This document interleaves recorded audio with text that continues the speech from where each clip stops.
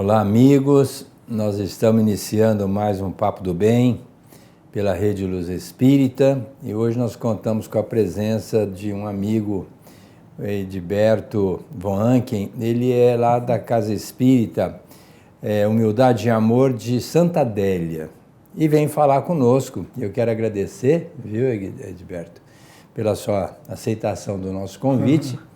E ele vem falar conosco sobre Jesus de Nazaré, nosso modelo e guia, nosso mestre. Tenho certeza que vai ser um papo muito bom. Uma alegria imensa estar aqui, né?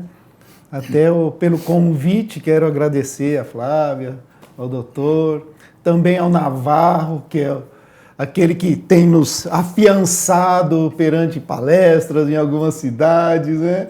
Parece até aqueles benfeitores do livro Mensageiro, que está afiançando aqueles que estão reencarnando e ele está lá nos afiançando sempre. Bacana. E foi uma surpresa para a gente, né? Mas é uma grande alegria mesmo. Como nós aprendemos até com Chico Xavier, tem uma mensagem da poetisa Maria Dolores, ela nos diz que Jesus é-nos promessa e luz de longas eras. É sempre Jesus nos renovando as primaveras, pelo amor mais puro já visto sobre a terra. Há um só vencedor ao nosso lado, tão vivo agora quanto no passado, o nosso grandioso herói, nosso Senhor Jesus Cristo. E foi justamente devido a essa mensagem que nós estávamos lendo, quando a Flávia escreveu, e falamos então, Jesus de Nazaré. E a mensagem está sendo para ele sempre, não é? Buscamos sempre falar, até tem uma frase de um livrinho que a gente conserva sempre ali na sala de casa, de Vida Feliz, de Joana de Ângeles. Ela diz assim, quando tiver que falar da vida de alguém, fale da vida de Jesus. E estava tudo ali já pronto para o tema ser Jesus de Nazaré. Sem então, dúvida. por isso é uma alegria mesmo, viu? Que bom, Edberto. E a gente falar de Jesus é sempre uma esperança renovada, né? Porque nesse mundo que nós nos encontramos, a gente encontra tantas adversidades, tantas incongruências, sente muito as pessoas, entre aspas, desacreditadas de si mesmas. E quando Jesus tem uma promessa para nós, né? Eu vim para que tenhais vida, e vida em plenitude, né? Em abundância. Então veja que ele tem uma proposta de ser extremamente expressivo em nossas vidas, não é? Sim, sim. Como diz até nesse poema, Jesus é uma promessa que já vem lá de trás do Velho Testamento, né? Entre os profetas Isaías, Zacarias e outros, citando sempre a chegada dele. E ele mesmo nos fala no seu Evangelho, João 14, e que nos enviaria um Consolador, e ele não faria uma promessa que não fosse cumprir, já que está sendo o assunto agora a promessa. E ele diz lá em João 14, 18, ele fala bem claramente, e eu retornarei para vós. E ele está no meio de nós, não é? Essa doutrina benfeitora de todos os nossos corações, onde nos traz essa alegria de sabermos que depois dessa vida existe uma outra vida além, um renascer, e que morrer não é o fim. E isso nos contenta e nos consola, nos diz o Evangelho segundo o Espiritismo, que a fé inabalável está fundamentada justamente na certeza da vida futura, que a doutrina nos traz. Então, Edberto, às vezes a pessoa fala assim, Jesus vai voltar. De imediato eu contesto, Jesus não vai voltar. Tá ele não no vai, meio de nós. Ele não foi, não é? Como é que vai voltar se ele não foi? Jesus Sim. está conosco, ele prometeu, estarei convosco até a consumação dos tempos. Quer dizer, Jesus está junto da gente, analisando, incentivando, mostrando caminhos. A grande dificuldade das pessoas nesse vai e vem da vida, né? No processo de desencarne e reencarne, é entender, analisar em profundidade a proposta dele, né? O que ele espera de nós, né? Porque, de repente, todo professor espera o que do aluno? Que ele estude e que ele passe de ano, não é? Sim. Então, Jesus, sendo o nosso mestre, ele está esperando que a gente passe de ano, né? E como é que a gente vai fazer para passar de ano?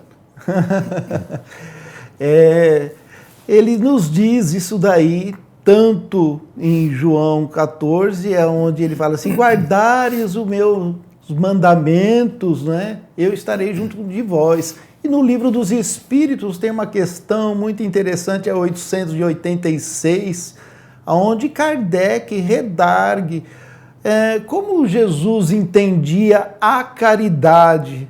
E lá a resposta dos Espíritos é bem clara, é sobre justamente esse assunto, através da nossa benevolência. São as lições, né, que nós estamos aprendendo. Precisamos aprender, então, como ele diz lá, benevolência, tolerância e perdão para com o próximo. Nós estamos aqui nessa escola justamente para aprendermos isso. E nos diz o Espírito de Emmanuel que somos milhões e milhões de seres com um único direito de disputa, que é o aprimoramento de sentimentos.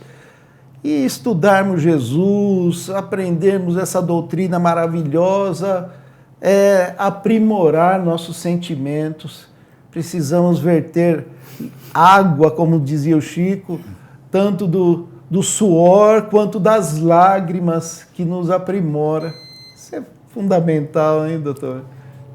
O exercício contínuo, né? Porque a gente acha que viver Jesus é fácil. Não, na nossa faixa evolutiva é muito difícil, querer que um aluno de primário esteja assimilando as verdades da universidade, 0,0, nenhuma chance.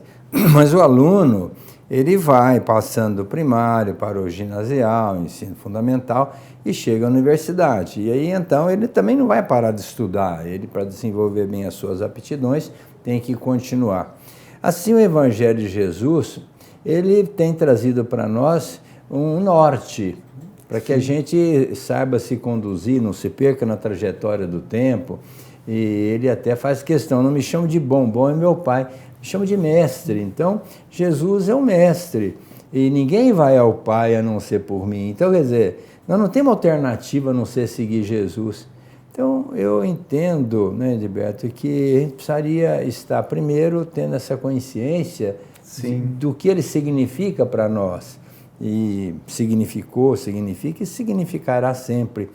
E a partir daí o exercício constante, né? Porque se você, pergunta 621, onde está a lei? Está na consciência, mas se já nós temos a lei na consciência, por que os espíritos vieram, né?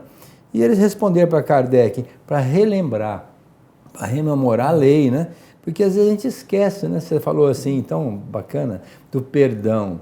Às vezes na hora a gente quer revidar, não é? Se você não tiver com aquela informação bem viva na mente, você acaba revidando, né?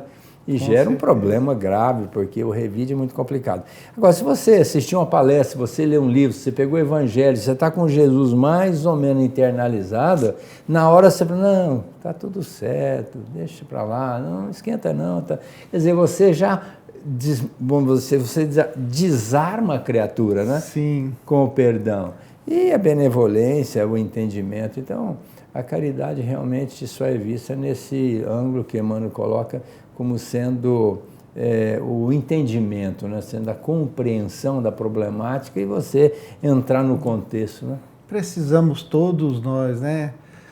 Amai-vos e instruí-vos. Precisamos buscar a instrução que nos eleva a esse conhecimento do Cristo. Ele deixou o norte seguro, como o doutor disse. E todos nós passamos dificuldades, porque não aprendemos as lições, por isso estamos aqui encarnados. Passamos pelas dores, os problemas, as tempestades da vida, a qual nos fala Paulo de Tarso em sua carta aos Gálatas, que essas vêm para forjar em cada um de nós uma fortaleza, nos fazer pessoas mais fortes e assim adquirirmos mais paciência. E o Chico nos fala que, adquirindo a paciência, não há nada nessa vida que nós não possamos superar. Então, essa luta constante, íntima de cada um de nós, porque a maior vitória nossa nessa vida é sobre nós mesmos, né? Estamos buscando esse aprimoramento. E Jesus fala, deixou bem claro, no mundo tereis aflições. Quem de nós não tem aflições nessa vida? Dificuldades, problemas, essas tempestades que cita Paulo. Até eu gosto muito de Joana de Ângeles, ela traz um esclarecimento sobre a necessidade do bom ânimo, que então Jesus fala, no mundo tereis aflições, mas tenhais bom ânimo, eu venci o mundo. Vencer o mundo não é vencermos financeiramente, outras formas, mas sim vencermos a nós mesmos. E ela fala assim que é fundamental em nossa vida o bom ânimo, o entusiasmo em ti, ela cita, o entusiasmo para com a vida nos é fundamental, ele é como o sol, que fecunda tudo, sem ele descolorecem as paisagens. Posso recitar esse poema de Joana? Lógico que sem pode. ele descolorecem-se as paisagens e pairam nuvens que obstaculizam, que impedem a irradiação da claridade, do conhecimento. Uma pessoa entusiasmada, de bom ânimo, espalha otimismo, gerando progresso e êxito, ao contrário daquele que o perde. Apresenta-se com ar de fracasso, deprimido e deprimente. Sempre há problemas na vida, ela nos diz. Eu tinha uma vozinha, Dona Rosinha já faleceu, era portuguesa, ela falava assim, problemas quem não os tem, com aquele sotaque português, não é? A família é alemã com português. Então sempre há problemas na vida, por isso que os mesmos fazem parte de um processo de estímulos para o crescimento espiritual humano. Pois então sejamos nós um desses mensageiros da felicidade, em razão do nosso bom ânimo, do nosso entusiasmo para com a vida, pois todos nós somos filhos de Deus, cujo amor inunda todo o universo e está presente aqui nas mais íntimas fibras do nosso ser. E temos todos nós, por fatalidade na vida, veja, não temos outra opção, é fatalidade em nossas vidas, que é a plenitude, a perfeição. Só que lográ-la agora, de imediato ou mais tarde, dependerá do nosso livre-arbítrio, da forma como vivemos, da forma como agimos, da forma como reagimos perante essas dores, essas dificuldades, essas tempestades em nossas vidas, as quais vêm para nos forjar, nas palavras de Paulo de Tarso. Então, isso nos renova muito na vida como aprendizado, porque tudo é ensinamento. E por mais situações que nós possamos passar, onde podemos pensar assim, puxa, é tanta injustiça, no mundo tem bastante injustiça realmente, mas não tem nenhum injustiçado. A lei de Deus é plena, é perfeita. E isso nos encoraja a prosseguir, ainda mais sabendo que depois dessa vida existe uma outra vida além. Edilberto, a palavra entusiasmo, ela vem do grego e significa Deus em nós. Então você está recitando essa poesia, eu fiquei lembrando, né? Quando a gente está entusiasmado, significa que nós estamos permitindo Deus em nós, né? Porque Deus está em tudo, né? Mas nem sempre a gente está com a portinha aberta, a gente fecha, né?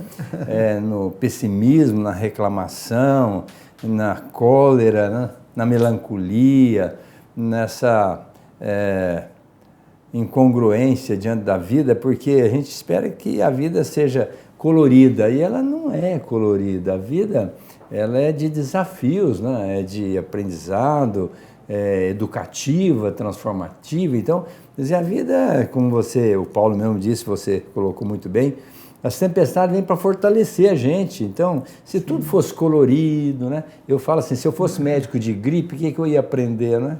Gripe não precisa nem estudar, ela vem, vai embora, e quando a gente resolve medicar, a gente acaba atrapalhando a vida da pessoa. Mas é mais ou menos por aí. Agora, nas dificuldades, nas outras patologias que a gente tem que se esmerar, é onde vai haver o aprendizado. A vida é a mesma coisa. Se a gente tivesse aquilo tudo de bandeja, né? Anjinho tocando flauta, servindo um pratinho de uva, o que nós iríamos aprender? Nada. Mas quando você tem que lutar, batalhar e vivenciar a sua problemática, buscar a solução, é que a gente vai crescendo, né? E essa é a proposta de Jesus. Quando alguém convidar-te a caminhar uma milha, caminhes duas, né? Aquele que perseverar até o fim, fim não é de tempo, é de finalidade. Na finalidade, na proposta, será salvo. Então, Jesus é um entusiasta, né? Sim. É um incentivador. Ele sempre trouxe para nós a mensagem do bom ânimo, daquele espírito aguerrido. Não ficar aí reclamando, chorando nos cantos. Não resolve, né? Com certeza, com certeza. Até tem uma mensagem do Espírito de Emmanuel, está no livro Fonte Viva, que fala também sobre essas tempestades na vida da gente. E ele diz assim que após a tempestade, que arranca árvores pelas raízes, que derruba os ninhos das aves, enlameia as estradas. Eis que, após um tempo, as árvores já deitam novas vergônteas, novos ramos, os passarinhos de imediato reconstroem seus ninhos, a sementeira vem viçosa em meio à lama, mas o ser humano, que é o dono da inteligência, esse fica de carantonha amarrada por tempo indeterminado, ele nos diz. E justamente aí que nós necessitamos desse bom ânimo, desse entusiasmo de Deus em nós, para nos reerguermos e seguirmos em frente, buscando a serenidade sempre que Jesus nos ensinou, porque todos nós passamos por momentos difíceis. Temos aí no dia a dia bastante dificuldade a ser enfrentada, que nos traz essas irritações que foi citado, essas situações difíceis. Cada um tem a sua, não é? Seja num trânsito, a gente acaba ficando nervoso, irritado. Emmanuel, daí, por isso ele diz assim, precisamos no mínimo 3 vezes por semana, ele fala, frequentarmos uma casa religiosa, um grupo de estudo, um trabalho benemérito, em benefício ao próximo, porque nossas vibrações são cheias de altos e baixos. Para a gente manter um equilíbrio, no mínimo ele fala 3 vezes por semana, porque isso vai nos serenando a mente, nos tranquilizando, para que num momento a gente não venha a explodir, porque todos nós passamos, né, por dificuldades, por essas dores que acabam nos espicaçando. Nos diz lá no Evangelho segundo o Espiritismo, um espírito amigo, a vida é difícil, eu o sei. Ela se compõe de milnadas que são picadas de alfinetes que acabam por nos ferir. Mas o Cristo é o vosso modelo, ele nos fala. E ele sofreu mais do que qualquer um de nós. E não tinha nada que o censurasse. Enquanto nós temos todo um passado de erros, de delitos, de equívocos, para podermos corrigir.